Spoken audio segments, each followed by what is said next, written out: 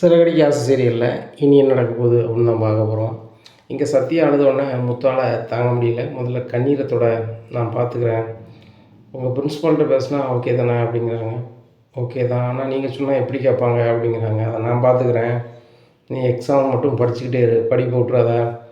படிப்பு இல்லாமல் நான் எவ்வளோ அசிங்கப்பட்டேன், மீனா எவ்வளோ வேதனைப்படுதா அப்படிங்கிறத எங்களுக்கு தான் தெரியும்.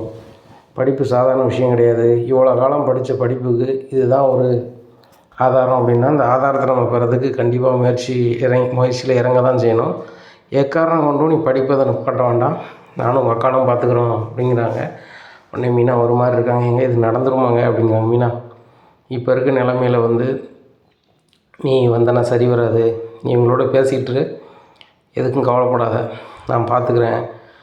அப்புறம் நீ சொல்கிற இடத்துல தான் இருப்பாங்க அப்படிங்கிறாங்க. ஆமாம் அப்படிங்கிறாங்க. நேராக அங்கே போகிறாங்க. போனோன்னா சார் அப்படிங்கிறாங்க. என்ன விஷயமா வந்திருக்கீங்க அப்படிங்கிறாங்க. அங்கே சேர்மனும் உட்காந்துருக்குறாங்க. அது அவருக்கு தெரியல. சார் இங்கே பிரின்ஸ்பால்னு யாரோ இருக்காங்களா, அவங்கள பார்க்கணும் அப்படிங்கிறாங்க. உடனே அந்த சேர்மன் கை காமிக்கிறாரு. அவர் தான் பிரின்ஸ்பால் அப்படிங்கிறாங்க. ஐயா வணக்கம், என் பேர் முத்துங்கய்யா அப்படிங்கிறாங்க. இதை சொல்லது தான் வந்தீங்களா தம்பி அப்படிங்கிறாங்க.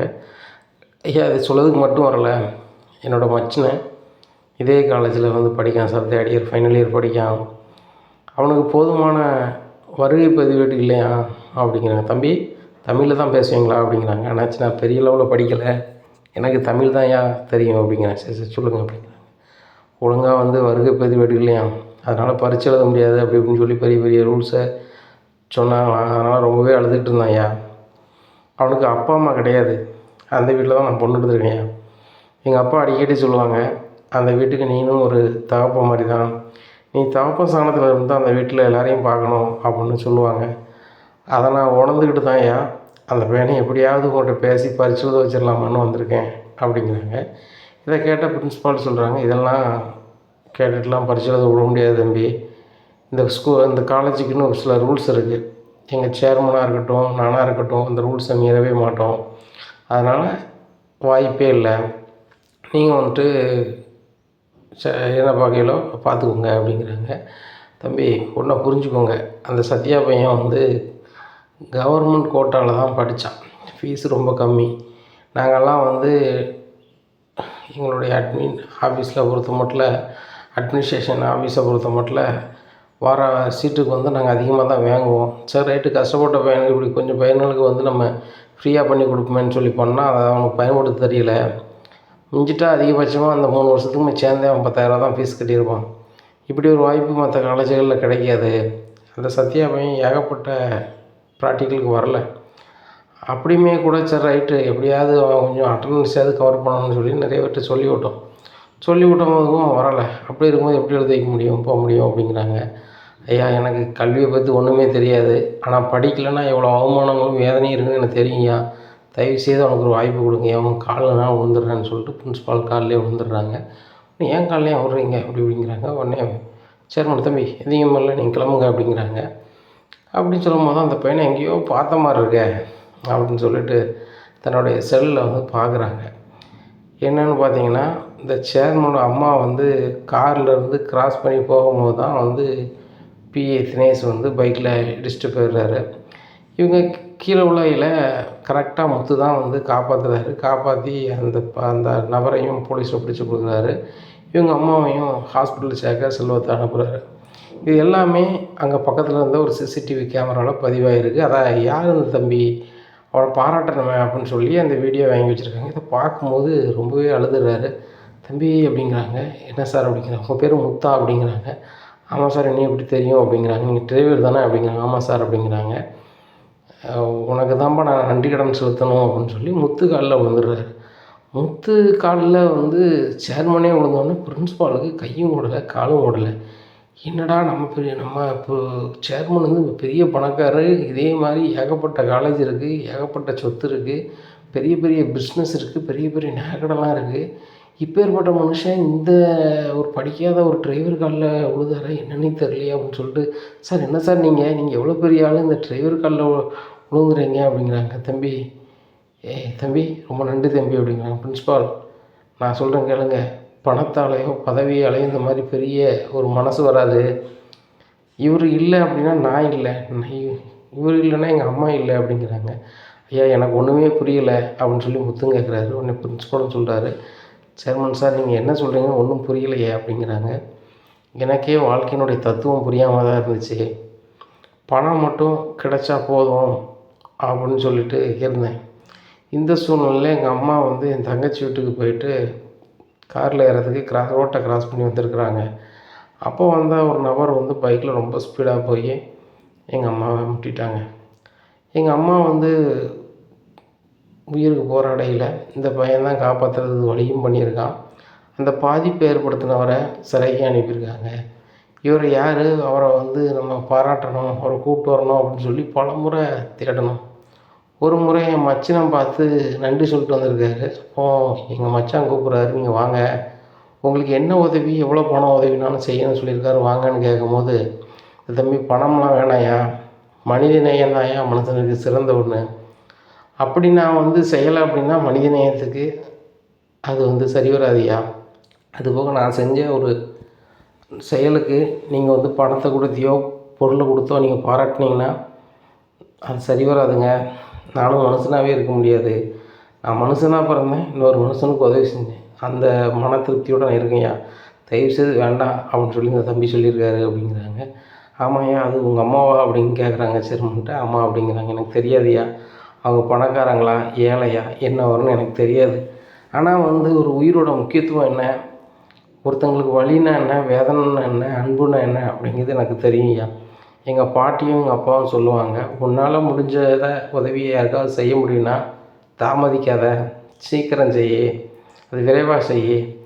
அவங்க மனசில் நீ நல்லவனோ கெட்டவனோ அதை தாண்டி ஒரு மனிதனாக அவங்க முன்னாடி தெரியணும், மனித நேயத்தோடு இருக்கணும் அப்படின்னு சொல்லி எங்கள் அப்பாவும் எங்கள் பாட்டியும் சொல்லுவாங்க. அதை தான் நான் கடைப்பிடிச்சேன் அப்படிங்கிறாங்க.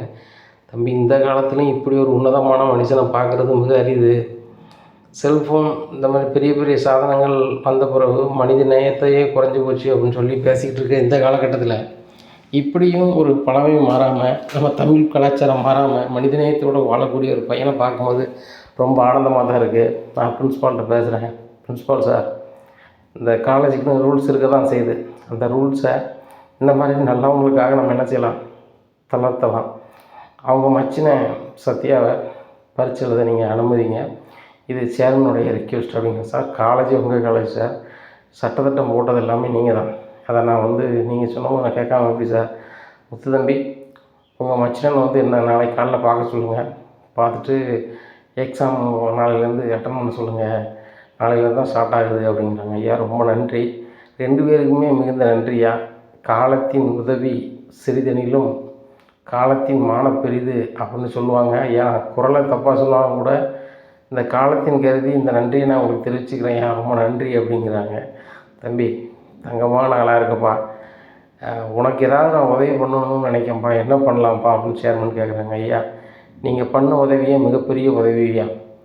ஒரு பரீட்சை எழுத முடியாமல் இருந்த பையனை பரீட்சை எழுதுறதுக்கு அனுமதிக்குதே மிகப்பெரிய உங்கள் மனிதனே ஐயா. இதை தவிர வேறு என்னையா எனக்கு இப்போ உதவி வேணும், ரொம்ப சந்தோஷம் ஐயா. என் வீட்டில் அந்த பையன் படித்து பாஸ் ஆகி ஒரு நல்ல வேலைக்கு போயிட்டான்னா எங்கள் அத்தை மனசு, என் குழந்தைய மனசு, என் வீட்டும் மனசு ரொம்ப சந்தோஷப்படும். அதை பார்க்கும்போது எனக்கு ரொம்ப ஆனந்தமாக இருக்குய்யா. அந்த பரிசை நீங்கள் எனக்கு கொடுங்கய்யா அப்படிங்கிறாங்க. கொடுத்தாச்சு. நீங்கள் நாளைக்கு காலையில் உங்கள் மச்சானை வர சொல்லுங்கள். உங்களுக்கு என்ன உதவி, எப்படி உதவி, எங்கே தேவைப்பட்டாலும் நான் அப்படிங்க நம்பர் இதை வச்சுக்கோங்க, இது என்னோடய விசிட்டிங் கார்டு சரிங்களா. எனக்கு இங்கே மட்டும் இல்லை, என்ன தமிழ்நாடு முழுவதும் இந்தியா முழுவதும் பிஸ்னஸ் இருக்குது. எனக்கு காலேஜ் ஸ்கூல்லாம் வந்து மனநிறைவுக்கு வச்சு நாங்கள் நடத்துகிறோம். எங்கள் குடும்பத்தை பொறுத்த மட்டும் எங்களுக்கு வந்துட்டு பிஸ்னஸ் தான் நிறைய. என்ன உதவினாலும் கேளுங்க, பண உதவியாக இருந்தாலும் சரி தான், பொருள் உதவியாக இருந்தாலும் சரி தான், எந்த அதிகாரிகிட்ட யார்கிட்ட பேசணும்னாலும் எந்த நேரத்தில் நீங்கள் தொடர்பு கொள்ளலாம். உங்கள் நம்பரை கொடுங்க, நான் சேவ் பண்ணி வச்சுக்கிறேன். ஒருவேளை நீங்கள் ஃபோன் அடித்து நான் எடுக்கலைன்னா, இப்படி பேசுகிற மனுஷன் நம்மளுக்கு வந்து ஆஸ்திர வருஷத்துக்கு நம்ம ஃபோன் அடிக்க எடுக்கலைன்னு நினச்சிடக்கூடாது.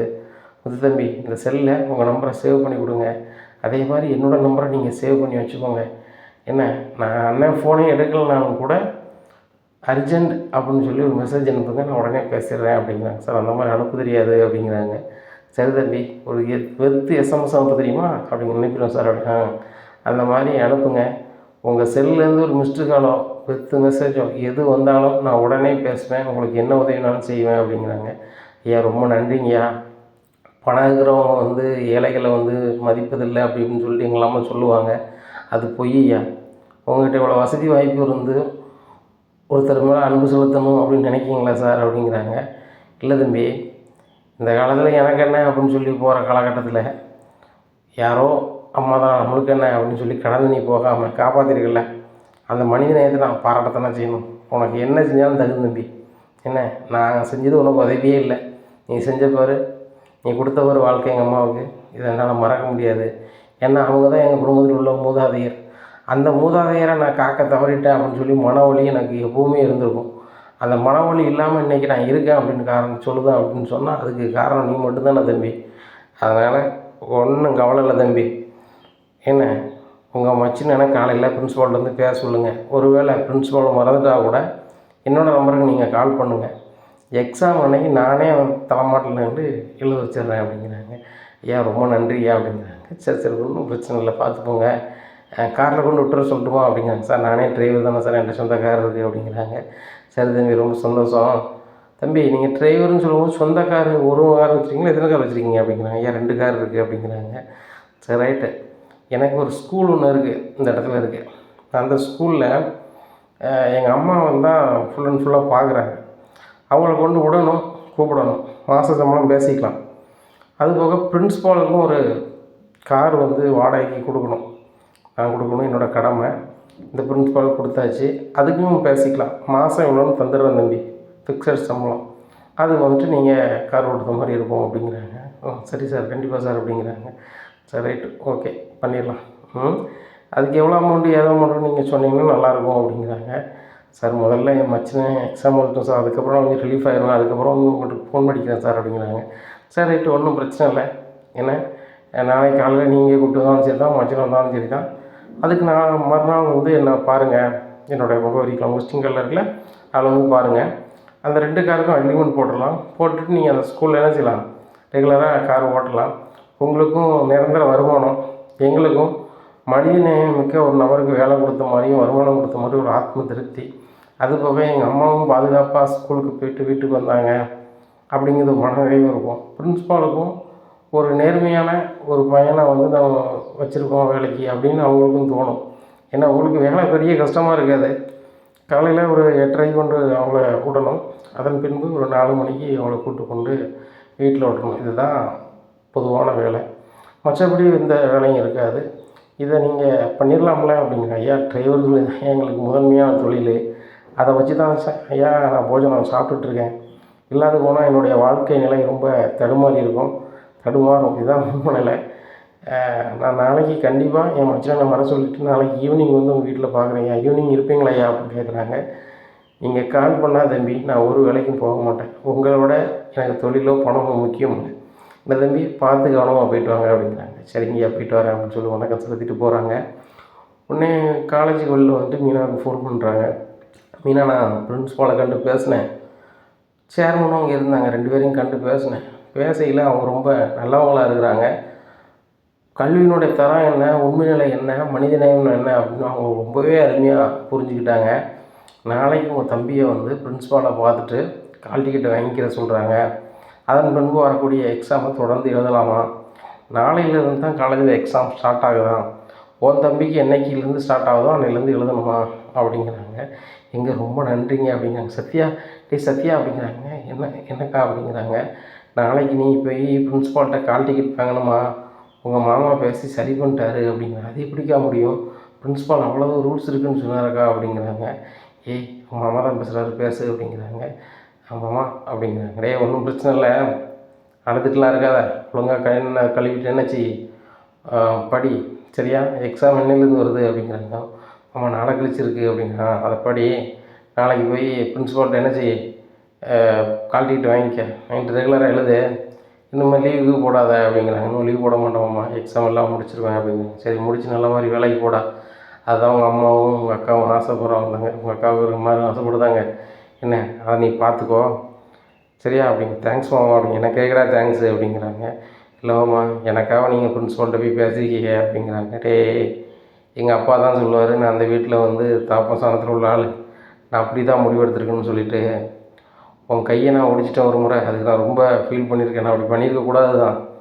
ஆனாலும் என் மச்சினை எனக்கு குழந்த மாதிரி நீ வந்து இப்படி வேண்டாதவங்க கூட சேர்ந்து வேண்டாத செயல்லாம் செய்தியே, அதுபோக மாமனே ஏற்று பிடிக்கிய, இப்படி பாசம் இல்லாமல் இருக்கீங்கிற கோவத்துலேயும் கடுப்பில் தான் அப்படி பண்ணிட்டேன். மற்றபடி நீ நல்லா இருக்கணும் மட்டும்தான்டா மாமா நினைப்பேன் அப்படிங்க. எனக்கு தெரியுமாம்மா, நான் தான் அந்த நேரத்தில் புரியாமல் ஃப்ரெண்டுக்கு அப்படி இப்படின்னு லூஸ் வாக்கில் பண்ணிட்டேன். எனக்கு கடைசி வரைக்கும் கூட இருக்க போகிறது எங்கள் மாமாவும் எங்கள் அக்காவும் நீங்களும் தான். எனக்கு புரியாமல் போச்சு மாமா, சாரி மாமா அப்படிங்கிறாங்க. சரிடா விட்றா, எதுக்கு எடுத்தாலும் அழுதுட்டு இருக்காத அக்கா மாதிரி, விடு, ஜாலியாக இரு, படி, சரியா? உங்கள் அக்கா ஃப்ரீ ஆகிட்டாலும் பாரு அப்படிங்கிறாங்க. அக்கா நீ ஃப்ரீ ஆகிட்டியா அப்படிங்கிறாங்க. ஏய் என்னடா அப்படி கேட்குற, எங்க அப்படின்னு சொல்லிட்டு ஃபோனை எங்கே பேசுகிறாங்க. நீ நார்மல் ஆகிட்டியா நார்மல் ஆகிட்டேன் அப்படிங்கிறாங்க. இன்னொன்று உன்கிட்ட சொல்லணும் அப்படிங்கிறாங்க. எங்கெங்கே இருந்து பேசிகிட்டு இருக்கீங்க அப்படிங்கிறேன். காலேஜ் வாசலில் தான் பேசிகிட்டு இருக்கேன் அப்படிங்கிறேன். அதுக்கு வீட்டுக்கு வரலாம்ல அப்படிங்கிறாங்க.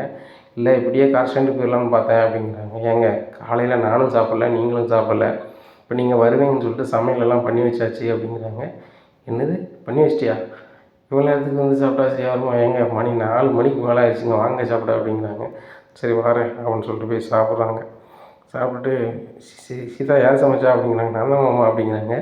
ஏய் நீனும் மீனா மாதிரி சூப்பராக சமைக்க ஆரம்பிச்சிட்டியா அப்படிங்கிறாங்க. அக்கா தான் சொல்லி கொடுத்தாங்க, நானும் படிக்கணும் மாமா அப்படிங்கிறாங்க. ஆமாம் நீனும் படிக்கணும், உனக்கும் காலகாலத்தில் நல்ல இடத்த பார்த்து கட்டி கொடுக்கணும் சீதா, என்ன நீ நல்ல வேலை பாரு, நல்ல மாப்பிள்ளை பார்த்து மாமா கட்டி வைக்கேன் அப்படிங்கிறாங்க. உடனே நான் எங்கள் அக்காவை கட்டி வச்சிருவோம்மா அப்படிங்கிறாங்க. ஏய் நம்ம எல்லோரும் சேர்ந்து தான் வந்து என்ன செய்யணும், சீதாவை நல்ல இடத்துல கட்டி கொடுக்கணும், குடிக்காமக்கே நல்ல பையனை பார்க்கணும் அப்படிங்கிறாங்க. ஆமாம்மா எங்கள் அக்கா தான் குடிக்கிறதால கட்டிட்டாங்க அப்படிங்கிறாங்க. டேய் சத்யா என்னடா அப்படிங்கிறாங்க. இல்லை சும்மா சொன்னோம்மா, நீங்கள் குடித்தாலும் கூட தங்கம் தான், தங்கம் வந்து தரையில் போட்டு அழுக்கானாலும் தங்கம் தானே அப்படிங்கிறாங்க.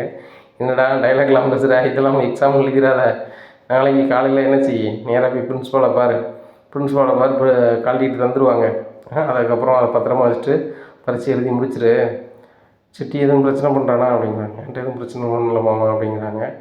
அவன் பண்ணக்கூடும், உனக்கு என்னன்னைக்கு எக்ஸாம்னு சொல்லிட்டு ஒரு பேப்பரில் எழுதி கொடுத்துரு, அன்னைக்கு மட்டும் என்ன நான் கார் ஸ்டாண்ட்லேருந்து ஒரு ஆள் அனுப்புகிறேன், நீ வாடகை எதுவும் கொடுக்க வேண்டாம். எதுக்கு இது நான் சொல்கிறேன்னா, சிட்டியெல்லாம் இந்த இடைஞ்சல் வரக்கூடாது, நீ காரில் போய்ட்டு கார்லேயே வந்துடு, என்ன அந்த வாடகை நான் கொடுத்துக்கிறேன், இங்கேருந்து ஒரு 6 கிலோமீட்டர் தானே பார்த்துக்கலாம், என்ன எக்ஸாமை முடிச்சுட்டு அதுக்கப்புறம் உனக்கு ஒரு வேலை நான் தற்காலிகத்துக்கு வாங்கி தரேன். அப்புறம் சர்டிஃபிகேட் வந்த பிறகு உனக்கு எந்த வேலை பிடிச்சிருக்கோ, உனக்கு அது எதை செஞ்சால் உனக்கு வாழ்க்கையில் சந்தோஷமாகவும் ஆனந்தமாகவும் இருக்குமோ அந்த வேலையை தேர்ந்தெடு, நல்லா பண்ணு. அதுக்காக நீ சீத்தாவை கிடைக்கணும் கஷ்டமான வேலை தான் பார்க்கணும் அப்படின்னு சொல்லிலாம் நீ பார்க்க வேண்டாம். மூத்த நான் இருக்கேன், சரியா? நான் பார்த்துப்பேன், அவளும் வேலை பார்க்குறான், ஒன்றும் பிரச்சனை இல்லை, நம்ம பார்த்துக்கலாம், நல்ல பையனை நானும் பார்த்துட்டு தான் இருக்கேன் அப்படிங்கிறாங்க. மாமா எனக்கு இப்போதைக்கு கல்யாணம் வேண்டாம், எனக்கு வந்து நான் நல்ல வேலையை பார்க்கணும், சம்பாதிக்கணும் அப்படிங்கிறாங்க. அம்மா உன் ஆசை அது, எங்கள் ஆசை நீ நல்லா இருக்கணும், என்ன அது வேலையும் பார்க்கணும், நீ காலகாலத்தில் கல்யாணம் ஆகணும், நல்லா இருக்கணும், அதுதான் அப்படிங்கிறாங்க. மாமா ரொம்ப சந்தோஷமாம்மா, என் தம்பி இந்த எக்ஸாம் எழுத முடியுமோ எழுத முடியாதோன்னு நினச்சேன், ஆனால் எழுத வச்சிட்டிங்க மாமா அப்படிங்கிறாங்க.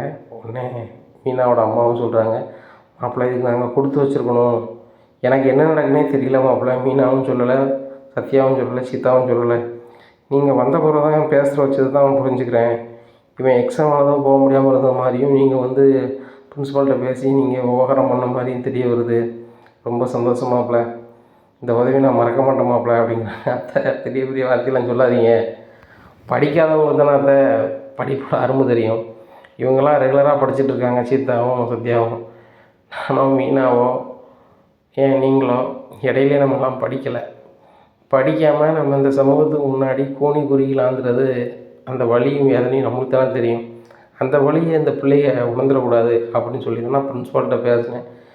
சேர்மனும் இருந்தார், அதை புரிஞ்சுக்கிட்டு சரி தம்பி வர சொல்லுங்கள், நாளைக்கு காட்டிக்கிட்ட கொடுத்துடலான்னு சொல்லிட்டாங்க.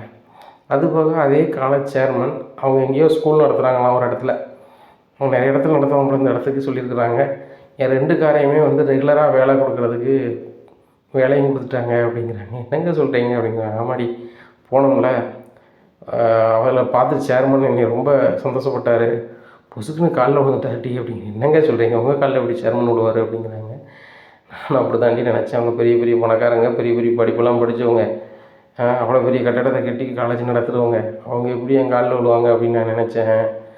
அதுக்கப்புறம் தான் தெரியுது, ஒரு அம்மா வந்து வயசான அம்மா ரோட்டில் வந்துட்டு ஒருத்தன் இடிச்சிட்டு போயிட்டான், அதை காப்பாற்றின வச்சுன்னு சொல்லிட்டு வீடியோ வைரல் ஆச்சுல அப்படிங்கிறாங்க. ஆமாம், அந்த அம்மா வேறு யாரும் கிடையாதான், என் காலேஜ் சேர்மனுடைய அம்மாவும்.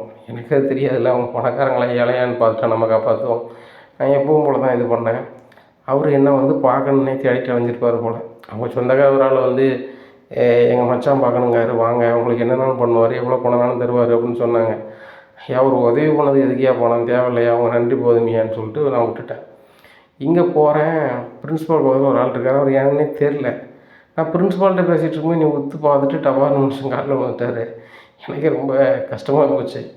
அப்புறம் தான் அவரே பண்ணிக்கலாம் தம்பி, ஒன்றும் பிரச்சனை இல்லை, உங்களுக்காக ரூல்ஸை மாற்றிக்கலாம் வச்சுக்கலாம்னு சொன்னோன்னே எனக்கே ரொம்ப ஆனந்தமாகி போச்சு அப்படிங்கிறாங்க. எனக்கே ரொம்ப சந்தோஷமாக இருக்குங்க அப்படிங்கிறாங்க. ஏன் மீனா அப்படிங்கிறாங்க. இல்லை, நீங்கள் போனது சரியாக தான் இருந்திருக்கு, நான் இருந்தேன் அப்படின்னு சொன்னால் இவ்வளோத்துக்குள்ளே நிகழ்வு நடந்திருக்குமா, என் தம்பிக்கு நல்லா நடந்திருக்குமான்னு எனக்கு தெரியல, நீங்கள் தனியாக போய் சாதிச்சிட்டீங்க அப்படிங்கிறாங்க. நான் என்ன மீனா சாதித்தேன், அவர் என்ன வந்து ஒரு நல்ல பையனாக நினச்சி நம்மளுக்கு ஒரு ஆஃபரை கொடுத்த மாதிரி கொடுத்துட்டாரு, வேலையும் கொடுத்துருக்காரு, அதையும் சக்ஸஸ்ஃபுல்லாக பண்ணணும். நாளைக்கு நீ சத்யாவை கூப்பிட்டு போய் கால் டிக்கெட் வாங்கிட்டு வந்துடு அப்படிங்கிறாங்க. சரிங்க அப்படிங்கிறாங்க. முத்துக்கு ஒரு ஆஃபர் வருது, போகிறாங்க. அங்கே செல்வம் ஃபோன் அடிச்சு கூப்பிட்றாரு. டேய் அப்படிங்க, என்ன அப்படிங்கிறாங்க. எனக்கு ஒரு சீட்டு பணம் விழுந்துருக்கு, 5 லட்ச ரூபா சீட்டு பணம் விழுந்துருக்கு, இதை வச்சுக்க முத்து அப்படிங்கிறாங்க. எனக்கு எதுக்குடா அப்படிங்கிறாங்க. இல்லை, நான் எங்கள் அப்பாவோடைய 60வது பிறந்தநாள் கொண்டாடுறதுக்கு நீ சேர்த்து வச்ச பணத்தை எனக்கு தந்தேன், இப்போ எனக்கு 5 லட்ச ரூபா சீட்டு பணம் வந்திருக்கு, இதை உனக்கு தரக்கூடாதா அப்படிங்கிறாங்க. பாரு நண்பா, நீனே கஷ்டப்படுறத, சிற்றர் காலத்தில் வெறும் மஞ்சள் தான் இருக்குது, மஞ்சள் கலர் கயிறில் தான் தொங்குது, நீ வந்து அதுக்கு நகை வாங்கி போடு, பொண்ணுக்கு நகை எடு, ஏதோ ஒரு வகையில் இது பண்ணு. அந்த பிள்ளைக்கு ஃபீஸும் அன்றைக்கி நான் சொன்ன முறை தான் கட்டியிருக்கேன். முதல்ல ஸ்கூல் ஃபீஸை கரெக்டாக கட்டிடுது, படிப்பு தான் முக்கியம், ஆணோ பெண்ணோ படிப்பு தான்டா முக்கியம். சத்யாவை எக்ஸாம் எழுத விட மாட்டேன்ட்டாங்க காலேஜில் அப்படிங்க. அப்புறம் என்னடாச்சு அப்படிங்கிறாங்க. அப்புறம் என்ன பிரின்ஸ்பால்கிட்ட பேசினேன், அவரும் சேர்மனும் சரி எழுதுங்க அப்படின்னு சொல்லிட்டாங்க. அது போக அவங்க சேர்மனே நம்மளுக்கு 2 வேலை கொடுக்குறாரு. என்ன வேலைடா அப்படிங்கிறாங்க. என் 2 காருக்குமே வேலை கொடுத்துருக்காரு, ரெகுலராக அவங்களுக்கு வந்து கார் ஓட்டுற மாதிரி, மாத சம்பளம் பேசிக்கலான்னு சொல்லிட்டாங்க. அதனால் மாதம் எவ்வளோன்னு பேசினா நல்லாயிருக்குன்னு சொல்லு அப்படிங்கிறாங்க. எத்தனை கிலோமீட்டர், 7 கிலோமீட்டர் தெரிஞ்சால் தானே பேசலாம் அப்படிங்கிறாங்க. அவங்க வீட்டுக்கும் ஸ்கூலுக்கும் 6 கிலோமீட்டராம். அப்போ 6 கிலோமீட்டர் போகணும், 6 கிலோமீட்டர் வரணும். இதுக்கு எவ்வளோ அமௌண்ட்டு பேசினா கரெக்டாக இருக்கும் அப்படிங்கிறாங்க. இவ்வளோ பேசு அப்படிங்கிறாங்க. சரி, இது கரெக்டாக வரும்ல அப்படின்னு. கரெக்டாக வரும், இப்படி பண்ணால் நம்மளுக்கு அசல் இவ்வளோ வருது, லாபம் இவ்வளோ வருது அப்படிங்கிறாங்க. சரி ரைட்டு, ஸ்கூலு தானே கொஞ்சம் குறைச்சி பேசுவோமா அப்படிங்கிறாங்க. தொழில் அப்படி பண்ண முடியாதுல்ல அப்படிங்கிறாங்க. இல்லை, ஸ்கூல் தானே கொஞ்சம் குறைச்சி பண்ணுவோம் அப்படிங்கிறாங்க. சரி ரைட்டு அப்படிங்கிறாங்க. இந்த சூழ்நிலையில் அப்புறம்லாம் முடிச்சுட்டு நேராக வீட்டுக்கு போயிடுறாங்க. மீனாவுக்கு பயங்கர சந்தோஷம். இங்கே ரோஹிணி மீனா முகத்தை பார்க்குறாங்க. மீனா வந்து கிறிஸ் கிடைக்கலன்னு சொல்லிட்டு மன வருத்தத்தில் இருப்பா, அசிங்கப்பட்டவன் அப்படின்னு சொல்லி வருத்தத்தில் இருக்கணும்னு பார்த்தா இவன் புன்னகை பயங்கரமாக இருக்குது அப்படின்னு சொல்லிட்டு முடிக்கிறாங்க. அப்போ விஜயா கேட்குறாங்கிற வந்துட்டு, என்ன ரோஹிணி, அந்த மீனா வந்து ஒரு மாதிரி இருந்தால், அழுத மாதிரி இருந்தால் இப்போ ரொம்ப சந்தோஷமாக இருக்கா அப்படிங்கிறாங்க. எல்லாம் நடிப்பாக தான் தெரியுது ஆண்டி அப்படிங்கிறா. அதான் இவள் ஆக்டிங் தான், சும்மையாவது வளர்க்கண்டிருப்பா போல் ஊர் மப்புக்கு, அவங்களும் வேண்டான்னு சொன்னோன்னே இவங்களுக்கு ஜாலியாகிட்டு போல், நம்ம தான் ஏமாந்துட்டோம் போல் அப்படி இப்படின்னு இருக்காங்க. ஆமாம் ஆண்டி, இவங்களை பார்க்கும்போது அப்படி தான் தெரியுது, இந்த பையன் கிடைக்கல வைக்கலாம் வருத்தப்பட்ட மாதிரி இல்லை. அதுபோக அவங்க வந்து இவங்ககிட்ட எப்படி கொடுப்பாங்க, அவங்க பொண்ணு நல்லா வேலை பார்க்குறாங்க, சம்பாதிக்கிறாங்க, இவங்களுக்கு இருக்கிறதுக்கு இடமும் கிடையாது, ஒன்றும் கிடையாது அப்படிங்கிறாங்க. சரி விடுமா, அவள் காது கேட்டால் மறுபடியும் ஏதாவது பேசிகிட்டு இருப்பா அப்படிங்கிறாங்க. அதுவும் சரி தான் ஆண்டி அப்படின்னு சொல்லிட்டு இருக்கிறாங்க. ரோகிணிக்கு மேலே வயிறு எரியுது. இந்த மீனாவும் முத்தும் வந்து அசிங்கப்பட்டு முகத்தை தொங்க வச்சுட்டு இருப்பாங்க, பார்க்க ஆனந்தப்படலாம்னு பார்த்தா ஒன்றும் நடக்கலையே அப்படின்னு சொல்லிட்டு சாப்பிட்டு இருந்துச்சு ரூமுக்கு போகிறாங்க. இங்கே மனோஜுக்கு பிடிச்சமான சாப்பாடுனா 2-3 வாட்டி சாப்பிட்டுட்ருக்காரு. அவங்க வித்யாவுக்கு கால் பண்ணுறாங்க. வித்யா, அந்த முத்து மீனாவும் எவ்வளோ அசிங்கப்படுத்தினாலும் மறுபடியும் மீண்டு வந்துடுறாங்களே அப்படிங்கிறாங்க. ஏன் என்னாச்சு அப்படிங்கிறாங்க. இல்லை, எங்கள் அம்மா வந்து அந்த பேச்சு பேசியிருக்காங்க நேற்று, அதுக்கு மனம் நொந்து போய் இருப்பாங்கன்னு பார்த்தா அந்த முத்து மீனாவும் ரொம்ப சந்தோஷமாக இருக்காங்க அப்படிங்கிறாங்க. இங்கே மீனா வந்து தம்பிக்கு வந்து காலேஜில் எக்ஸாம் எழுதுறதுக்கு என் வீட்டுக்காரர் வந்து சூப்பராக பண்ணிட்டாரா அப்படின்னு சொல்லிட்டு சந்தோஷத்தில் சிக்கன் குழம்புலாம் பண்ணியிருக்காங்க. அதை முத்தும் சாப்பிட்றாரு. என்ன மீனா சிக்கன் குழம்பு அப்படின்னு அவர் சந்தோஷமாக சாப்பிட்டுருக்காருங்க. வித்தியா சொல்கிறாங்க, இப்படி பார்த்துக்கலாம் அப்படின்னு சொல்லிட்டு ஃபோன் வச்சிடுறாங்க. இங்கே ரொம்ப கடுப்பாக இருக்குது. மீனாட்ட கேட்குறாங்க, என்ன பார்ட்டியா அப்படிங்கிறாங்க. அப்படிலாம் ஒன்றும் இல்லைங்க, உங்களுக்கு சிக்கன் குழம்புனா பிடிக்குங்களா, அதான் வச்சேன் அப்படிங்கிறாங்க. ஏன் உன் தம்பிக்கு வந்து படிப்பு மீண்டும் கிடைக்க போகுது அப்படிங்கிறதுனால எனக்கு பார்ட்டி வச்சியா அப்படிங்கிறாங்க. ஆமாங்க, அதுக்கு தான் வச்சேன். ரொம்ப சந்தோஷமாக இருக்குங்க. எங்கள் வீட்டிலே முறையாக என்ன ஒரு குடும்ப பொறுப்பை பார்க்கக்கூடியவங்க வந்து காலேஜ் போகிறது ஃபஸ்ட்டு அவன் தான். சீதா வந்து அடுத்த குடும்பத்துக்கு போகிற பொடல. ஆனால் என் தம்பி எங்கள் அம்மாவை பார்க்கணும்ல. அப்படி பார்க்கையில் வந்து அவன் வாழ்க்கையை காப்பாற்றினது நீங்கள் தானே அப்படிங்கிறாங்க. என்னத்தை அப்படி காப்பாற்றிட்டாங்க? ஒன்றும் பெரிய அளவில் காப்பாற்றலை. அந்த வீட்டில் அப்பா சொன்ன மாதிரி நான் ஒரு மூத்த பையன் மாதிரி. இப்போ நான் தானே இந்த வீட்டில் போய் ஏதாவது ஒன்றா செய்யணும். நானே செய்யணும், யார் செய்வான்?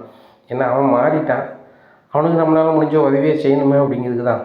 ஏன்னா இன்னும் அவன் படிப்பு தொடரலை அப்படின்னு சொன்னால் அவன் அடுத்தாப்புல அவன் சிட்டிக்கிட்டேயோ வேறு ஆள்கிட்டே இதே மாதிரி போக வேண்டிய சூழல் ஏற்பட்டுரும்.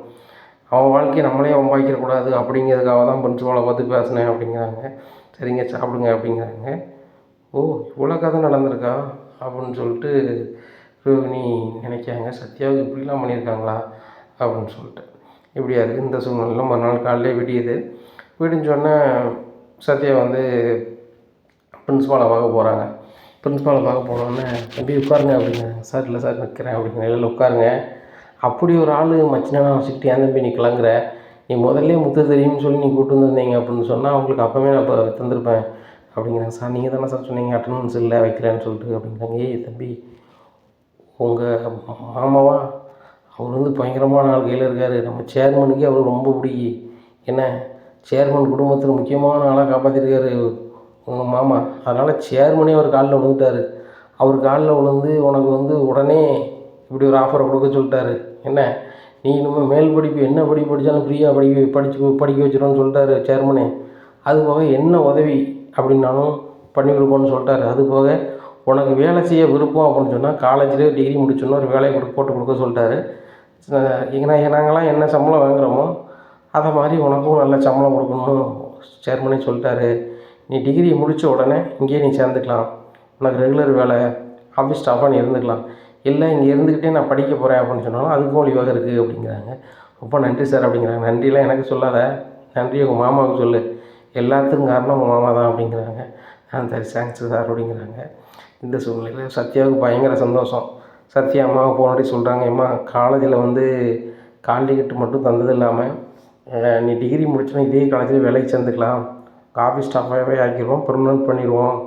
எல்லாமே காரணம் முத்து மாமா தான் சொல்கிறாங்க அப்படிங்கிறாங்க. என்னடா சொல்கிறேன் அப்படிங்கிறாங்க. ஆமாம், சேர்மனோட அம்மாவை காப்பாற்றிருக்காங்க. அதனால் சேர்மன் ரொம்ப நன்றியாக இருக்கார். முத்தோட மச்சினன்னு சொன்னால் கண்டிப்பாக படிப்பு முடிஞ்ச உடனே நம்ம காலேஜில் ஒரு வேலையை போட்டு கொடுங்க. அதுபோக வந்து அவன் மேல் படிப்பு படிக்கிறனாலும் இங்கேயே ஃப்ரீயாக படிக்கட்டும், அவனுக்கு என்ன உதவினாலும் பண்ணுவோன்னு சொல்லிட்டாரான் அப்படிங்கிறாங்க. உண்மையிலே மாப்பிள்ளை தங்கமான ஆள் தான். நீ தான் வந்து மீனா மாப்பிள்ளை சரி கிடையாது அப்படி கிடையாதுன்னு பார்த்தியாடா, நம்மளுக்கு எவ்வளோ உதவி பண்ணுறாரு பார்த்தியாடா அப்படிங்கிறாங்க. ஆமாம்மா, மறக்கவே முடியாது வரலாம் அப்படிங்கிறாங்க. சரி ரொம்ப சந்தோஷம் அப்படின்ட்டு இருக்காங்க. இங்கே முத்து ஓனரை ஈவினிங் பார்க்கணும், நம்ம காலையில் ஸ்டாண்டுக்கு போகணும் அப்படின்னு சொன்னாக்கா ஏதாவது ஆஃபர் வந்தால் போக வேண்டியிருக்கும். அதனால் 2 காரையும் தயார் பண்ணி வீட்டு முன்னாடி விட்டுருக்காரு. எப்படி கார்த்தியும் வீட்டில் இருக்கார். இந்த சூழ்நிலையில் ஓனர் அந்த ஸ்கூல் ஓனரை போய் பார்க்கணுன்னு சொல்லிவிட்டு அந்த சேர்மனை பார்க்கணுன்னு சொல்லிட்டு இந்த சூழ்நிலையில் சத்யா வரார் வீட்டுக்குள்ளே வந்துட்டு. மாமா அப்படிங்கிறாங்க. இதை பார்த்தோன்னே விஜயாவுக்கு இவனை தேடி வரான். இவன் கையை தானே உடச்சி விட்டான் முத்து, இன்னும் இவன் திருந்தலையா அப்படின்னு சொல்லிட்டு பார்க்குறாங்க. உடனே அண்ணாமலை இருக்கான். மாமா வணக்கம் மாமா அப்படிங்கிறாங்க. வாப்பா உட்காரு அப்படிங்கிறாங்க. உட்காடுறாங்க. உடனே முத்து தானே மாமா அப்படிங்கிறீங்க, வா அப்படிங்கிறாங்க. மாமா என்ன ஆசீர்வாதம் பண்ணுங்க மாமா, ரொம்ப நன்றி மாமா அப்படின்னு சொல்லிட்டு காலில் வந்து அழுகிறாரு. ஏன்டா அழுது, என்னாச்சுக்கு கால்டீட்டுன்னு தரலையா அப்படிங்கிறாங்க. கால்டீட்டு தந்துட்டாங்க மாமா அப்படிங்கிறாங்க. அப்போ எதுக்கிட்ட அழுகிற, எக்ஸாம் படிடா, நாளைக்கு எக்ஸாம் நடா அப்படிங்கிறாங்க. இதை பார்க்குறாங்க ரோகிணி. விஜயா பாருங்க ஆண்டி, கையை நொறிச்சு விட்டது அவன் முத்து தான், ஆனால் இப்போ அவன் காலில் வந்து ஆசீர்வாதம் வந்து பாருங்கள் அப்படிங்கிறாங்க. அதானே மச்சனோட அதை ஒட்டிக்கிட்டாங்க அப்படிங்கிறாங்க. உடனே ஏங்க இந்த நாடகம்லாம் நடத்திக்கிட்டு இருக்க வேண்டாம், வெளியே போய் இவங்க நாடகம் போட சொல்லுங்கள் அப்படிங்கிறாங்க. உடனே முத்து சொல்கிறார், நாடகம் பார்க்கணும், கரண்ட் பில்லு போகணும்ல, இதில் வந்து உங்களுக்கு கரண்ட் பில்லு போகாது, சத்தனாமல் இருங்க அப்படின்னு சொல்லிட்டு இதுக்கு எதுக்குடா நீ காலில் விழுற அப்படிங்கிறாங்க. இல்லைம்மா, என் கால் டிக்கெட் தந்தது மட்டும் இல்லாமல் நீ டிகிரி முடித்தோடனே இதே காலேஜில் நீ வந்து ஆஃபீஸ் ஸ்டாஃபாக வேலை பார்க்கலாம்.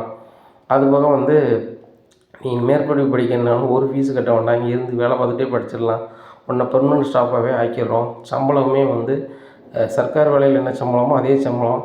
பின்காலத்தில் உனக்கு வந்து ட்ரஸ்ட்டுங்கிறதுனால உனக்கு கவர்மெண்ட் சம்பளமே வந்துட்டுன்னு சொல்கிறாங்க மாமா அப்படிங்கிறாங்க. இதை கேட்ட விஜயா ரோகிணி ரொம்பவே ஷாக் ஆகிறாங்க. இங்கே மனோஜுக்கு ரொம்ப ஷாக் ஆகுது. நான் 4 டிகிரி படிச்சிருக்கேன், எனக்கே ஒரு நிரந்தர வேலை கிடைக்கல, பெர்மனெண்ட் வேலை கிடைக்கல, ஒரு டிகிரி முடிக்க போகிறான், அதுக்குள்ளே வேலை கிடைச்சுன்னு சொல்லிட்டானே அப்படிங்கிறாங்க. ஏங்க 4 டிகிரி படித்த மனோஜுக்கே கவர்மெண்ட் வேலை கிடைக்கல, இவனுக்கு மட்டும் கிடச்சிருமோ அப்படிங்கிறாங்க. அத்தை நீங்கள் சொல்கிறது சரிதான். முத்துமாமா வந்து அந்த காலேஜ் சேர்மனுடைய அம்மாவை காப்பாற்றிருக்காரு. அந்த நன்றிக்கு தான் எனக்கு அட்டனும் சரியாக எல்லாட்டனும் கூட எக்ஸாம் எழுத சொல்லிட்டாங்க. எனக்கு டிகிரி முடித்த உடனே நீ வந்து ஆஃபீஸ் ஸ்டாஃபாக வேலையில் சேர்ந்துக்கலாம் பிடிச்சிருந்துச்சின்னா, இல்லை நான் படிக்க போகிறேன்னாலும் அங்கேயே படிச்சுக்கலான்னு சொல்லிட்டாங்க. எல்லாமே முத்துமாமாவில் தான் அப்படிங்கிறாங்க. என்னது முத்தாளையா அப்படின்னு சொல்லி ரோகிணி முடிக்கிறாங்க. ஏம்மா அது எப்படிமா இருக்கும் அப்படிங்கிறாங்க. மனோஜ் அந்த வீடியோ வைரல் ஆச்சுல, அது வந்து இவங்க காலேஜ் சேர்மனோட அம்மா தான் போல், அதனால தான் அப்படி ஆகுது அப்படின்னு. ஓ அப்படியா, நான் ஒரு வேலை காப்பாற்றிருந்தேன், நான் என்றைக்கும் பெரிய ஆளாக இருப்பேன், அந்த காலேஜுக்கு பிரின்ஸ்பலாக இருப்பேன் அப்படி அப்படின்ட்டு இருக்காங்க. மனோஜ் இப்போவும் நீ சாதாரண ஆள் கிடையாது, நீ பிஸ்னஸ் மேன் அப்படின்னா. ஆமாம் நான் பிஸ்னஸ் மேன் தான் அப்படிங்கிறாங்க. டே சத்யா உங்கள் அக்கா அங்கே இருக்கா பாரு அப்படிங்கிறாங்க. சத்யா நீ சந்தோஷமாக பேசிக்கிட்டு இருந்தேன், நான் இடையில வந்து பேசினா நீ வந்து நீ உணர்வுகளை நீ வந்து கடத்த முடியாதுன்னு சொல்லுறதுக்காக தான் நான் வரலை அப்படிங்கிறாங்க. அதுவும் சரிதாங்க, மாமா செஞ்ச உதவியை நான் மறக்க முடியாதுக்கா, என் லைஃபே வேற மாதிரி திசை திருப்பிட்டாரு. நான் சிட்டி கூட சேர்ந்தால் எனக்கு பணம் வேணால் வந்திருக்கும், மரியாதையோ மதிப்போ வந்திருக்காது. ஆனால் இன்றைக்கி வந்து மாமா எல்லாத்தையுமே வர வச்சிட்டாரு அப்படிங்கிறாங்க. டே சத்யா சாப்பிட்றா அப்படிங்கிறாங்க. ஏன்னா மாமா அப்படிங்கிறாங்க. ஏங்க எல்லோரும் வந்து சாப்பிட்றதுக்கு இது வந்து தர்மசத்திரமா அப்படிங்கிறாங்க. உடனே முத்து ஆமாம் தர்மசத்திரம் தான் மாப்பிள்ள சாப்பிடு அப்படின்னு சொல்லிட்டு சாப்பிட்றாங்க. இருக்கட்டும் மாமா சாப்பிடு மாப்பிள்ள அப்படிங்கிறாங்க. சாப்பிட்றாங்க. சாப்பிட்டு முடிச்சுட்டு சரிக்கா நான் போயிட்டு வரேன் அப்படின்னு சொல்லிட்டு மச்சான் போயிட்டு வரேன் மாமா போயிட்டு வரேன் அப்படின்னு சொல்லிட்டு கிளம்பி போகிறாங்க. இந்த சூழ்நிலையில் இங்கே ரொம்பவே வெக்கையில் இருக்கிறாரு மனோஜ்மா. இவனுக்கெல்லாம் கவர்மெண்ட் வேலை கிடச்சா நம்ம குடும்பத்தை மதிக்க மாட்டாங்கம்மா. அப்பா கவர்மெண்ட் வேலையில் இருந்ததுனால தான் நம்ம குடும்பம் வந்து நல்ல மரியாதையாக இருந்துச்சு. இப்போ இவங்கெல்லாம் கவர்மெண்ட் வேலைக்கு போயிட்டாங்கன்னா நம்மளுக்கு மறுவாதியே இருக்காதம்மா அப்படிங்கிறாங்க. ஆமாடா இவன் எங்கடா அந்த டிகிரியை முடிக்க போகிறான், இவனே அந்த சிட்டிக்குள்ளே அலைஞ்சா வச்சான்னு சொல்லுதாங்க. அதனால் இவன் டிகிரி எழுதி பாஸ் பண்ணிடுவானோ அப்படிங்கிறாங்க. ஆமாம்மா நான் உட்காந்து படித்தே ஃபஸ்ட் கிளாஸ் மார்க்கு தான் வாங்க முடிஞ்சு, இவன் எப்படி வாங்கி போயிடுவான், அதெல்லாம் சும்மா காமெடி அப்படி இப்படின்னுட்டு போகிறாங்க.